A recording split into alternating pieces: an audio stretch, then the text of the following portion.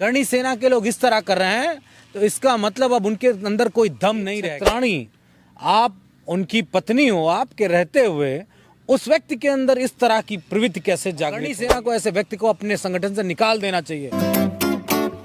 Samajwadi party की कैराना से सांसद इकरा हसन इन दिनों सुर्खियों में है और चर्चा सबसे पहले एक अधिकारी जो एडीएम होते हैं, एडीएम इकरा हसन को कहते हैं गेट आउट, जो किसी काम के लिए उनके दफ्तर गई होती हैं। वो मामला पूरी तरह से तूल पकड़ता है कि एक जो सांसद होती है जिसका एक प्रोटोकॉल होता है, उसके प्रोटोकॉल के अधीन जो अधिकारी होते हैं वो इस तरह का शब्द का कैसे इस्तेमाल कर सकते हैं एक चुनी हुई सांसद के लिए। वो मामला ठंडा भी नहीं होता है तो करणी सेना के उपेंद्र राणा नाम के एक जो राष्ट्रीय उपाध्यक्ष हैं करणी सेना के, वो मैदान में आते हैं और उन्होंने अभद्रता की सारी हदें पार करते हुए सांसद इकरा हसन के लिए कहा कि अभी इकरा हसन भी खूबसूरत हैं, कुंवारी हैं और मैं भी खूबसूरत हूं और मैंने अपनी पत्नी से इजाज़त ले ली है और मुझसे शादी कर सकती हैं, मेरे पास घर है, बंगला है, गाड़ी है। यानी कि उन्होंने सारी सुख सुविधाओं का जो जिक्र करते हुए उन्होंने कहा कि वो शादी कर सकते हैं और मेरी तरफ से छूट है, वो मेरे घर में नमाज भी पढ़ सकती हैं। हमारे साथ समाजवादी पार्टी के प्रवक्ता हैं मनोज यादव जी, बात करेंगे।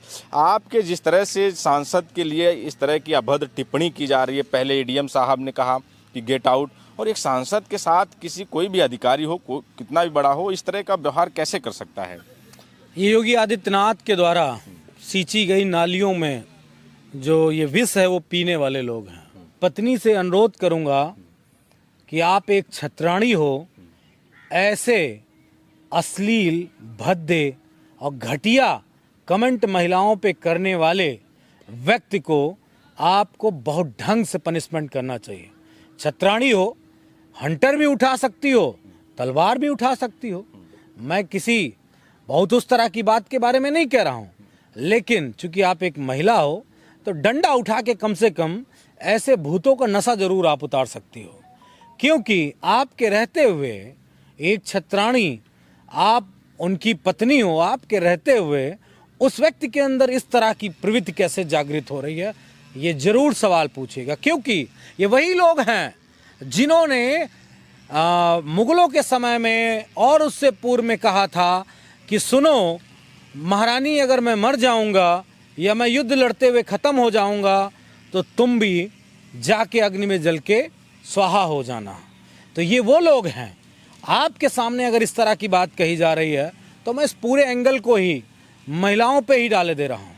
मुझे उम्मीद है कि छत्राणी जो महिलाएं हैं वो जरूर इस तरह के व्यक्ति को भी सबक सिखाएंगी कि कैसा व्यक्ति है जो एक पत्नी के होते हुए, हिंदू रीति रिवाज में 2 शादियों का कोई स्थान नहीं है और खासकर संवैधानिक दायरे में। अब कभी होती होंगी 4 रानियां तो वो अलग बात है, लेकिन अब अगर इस तरह की बात है तो इसका मतलब वो व्यक्ति बहुत ही व्यभिचारी प्रवृत्ति का व्यक्ति है और ऐसे व्यक्ति के साथ जीवन जीना मेरे ख्याल से उस बेटी के लिए बहुत दिक्कत होगा जो उस दरिंदे की पत्नी है, जो हमारी सांसद के लिए इस तरह की बात कह रहा है।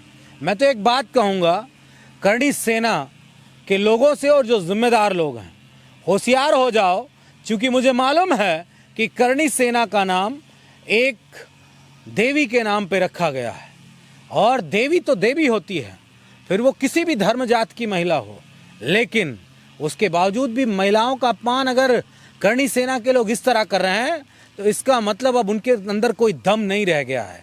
अब वो व्यभिचार की तरफ बढ़ना चाहते हैं, वो अब महिलाओं का अपमान करना चाहते हैं, वो महिलाओं के साथ इस तरह की व्यवस्था अपनाने के लिए इस तरह की बात कहना चाहते हैं।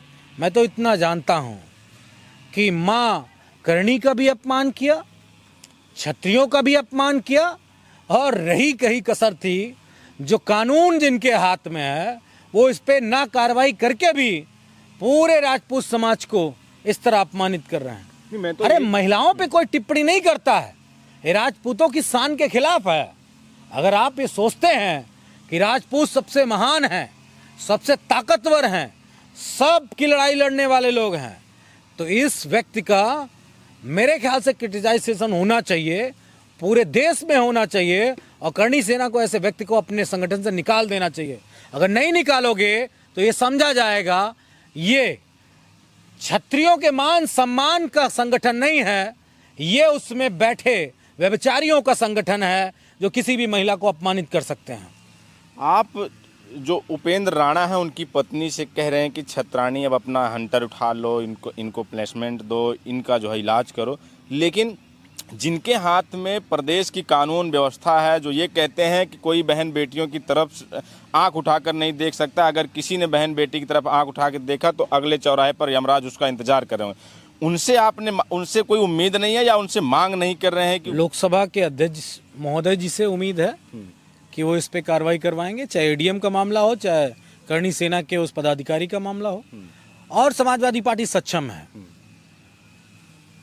उनको मुस्लिम कहा, लेकिन उस अज्ञानी व्यक्ति को मालूम नहीं है कि वो हिंदू हैं। कन्वर्ट हुआ थी उनकी 2 फैमिली पहले, 3 फैमिली पहले वो कन्वर्ट हुए थे और गुजर समाज से आते हैं। गुजर समाजी मैदान में आ गया है। निश्चित तौर पर गुजर मुस्लिम भी पाए जाते हैं, हिंदू भी पाए जाते हैं, वो गुजर ही हैं।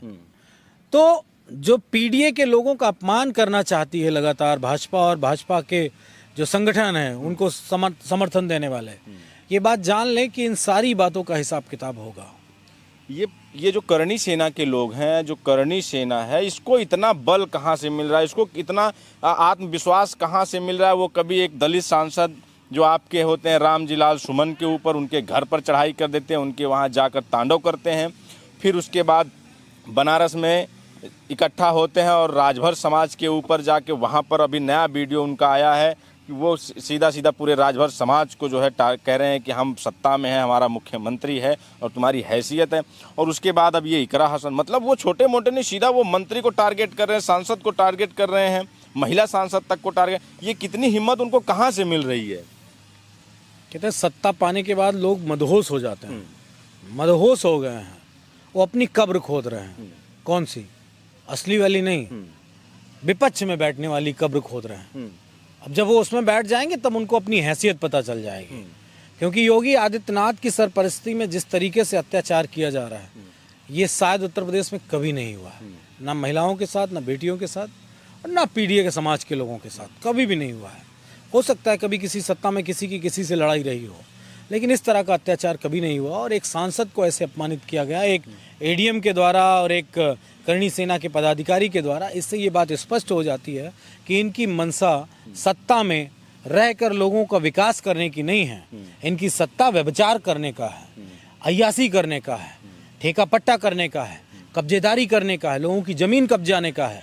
वही काम वो कर रहे हैं। मुझे कोई उम्मीद नहीं है कि योगी आदित्यनाथ या बीजेपी इन पे कोई कार्रवाई करेगी, कोई उम्मीद नहीं है। लेकिन मैं सदैव आशान्वित रहता हूँ, ईश्वर पे मुझे पूर्ण आस्था है। इन पे जो लाठी सोटा चलेगा उसमें आवाज भी नहीं आएगी और इन पे चल जाएगा सोटा। ठीक है।